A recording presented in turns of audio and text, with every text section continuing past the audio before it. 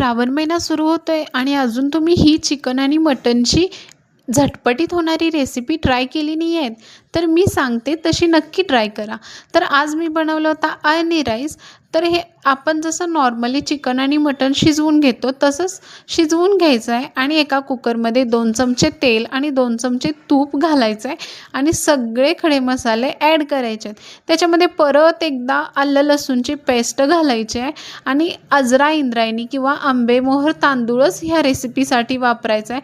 त्याच्यामध्ये गरम मसाला घालायचा आहे आणि ह्या 1 वाटी तांदळाला 4 ते 5 वाट्या चिकन किंवा मटनचं सूप घालायचं आहे आणि आपण जे चिकन आणि मटन वापरणार आहे त्याचे बारीक बारीक काप करायचे आहेत आणि ते तांदळामध्ये घालायचे आहेत.